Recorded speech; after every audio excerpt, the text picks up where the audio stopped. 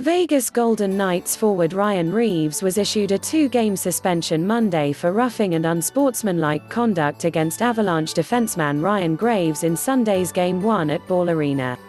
At 8:04 of the third period, with the AVs leading 6-1, Reaves was assessed 2 roughing minors and a match penalty, ejection.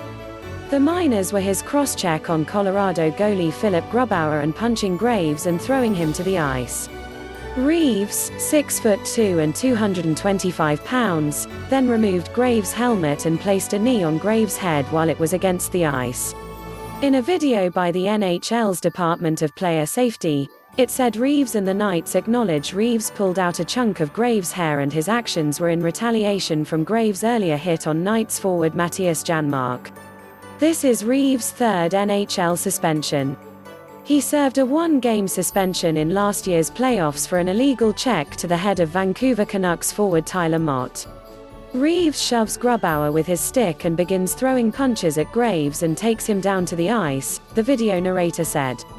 Reaves continues the altercation, using his body weight to force Reaves' head into the ice.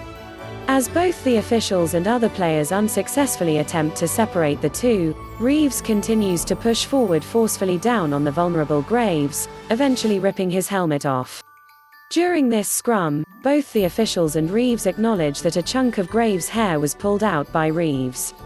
This is roughing and unsportsmanlike conduct. It is important to note this is retaliation for an earlier hit Reaves threw on Mattias Janmark, which knocked Janmark from the game.